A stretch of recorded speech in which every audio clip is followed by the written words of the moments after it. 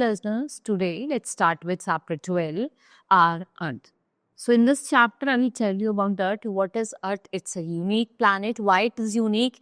Because it's the only planet where life is possible, right? So, you also know that it is also known as blue planet. Why? Because because the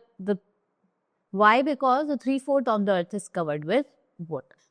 So let's study about the features of the unique planet, which is also known as home planet, that is your Earth. So our Earth is a beautiful planet and it is safe home for human being, animal, plants. 3/4 of the surface of the Earth is water and remaining 1/4 is land. So our Earth has air, water and land. We need to live. We need air to breathe, water to drink, and land is required for building houses and growing rice, wheat, fruits are vegetables. So our Earth is called blue planet. Why? Because it's appeared blue from the space. It is due to the presence of water on most of the Earth's surface. Landforms. We all live on the land. Where do we live? We live on the land. As a matter of fact, land is not same everywhere. Some places there are high, while some places are low. And some places there is a dense forest, and in some places you may see desert, that is barren land. Now, island and continent. A large body of land on the earth is either island or continent. A piece of land that is surrounded by water on all sides is called island.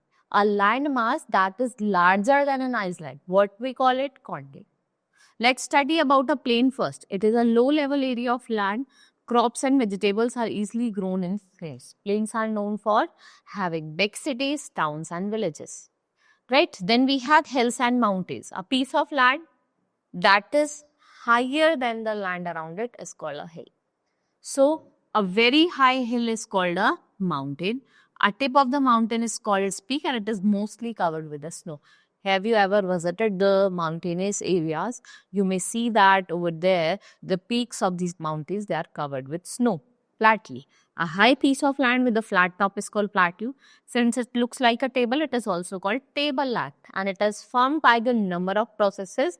For example, water erodes mountain down into plateaus.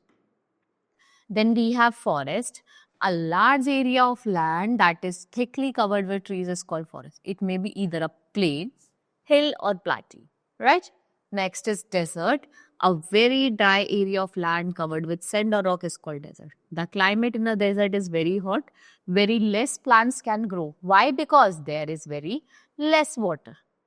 Now valley, it is a low area between two mountains or hills. Many rivers and streams often flow through a valley.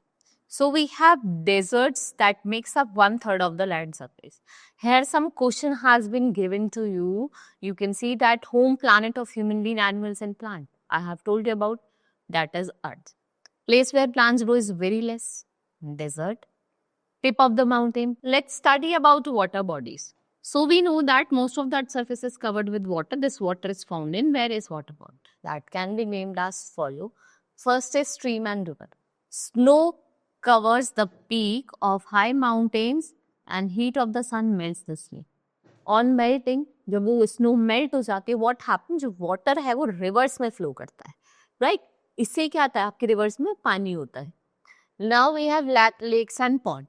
When it rains, the rainwater gets collected in ponds and lakes, and lake is a large area of water with land all around it. So a pond is smaller body of water. What it is? It is the smaller body of water. Now, well, deep holes are dug into the ground to get groundwater. These holes are called wells. Buckets are used to draw water from the well, and when a well is fitted with the pump, what it's do to bring water up from the under the ground, that is called a tube well. Next is sea and ocean. So, a sea is a huge body of water. Very big seas are called oceans. The water of the seas and ocean is salty. We cannot use it in our day-to-day life, right? You cannot use it in your day-to-day life.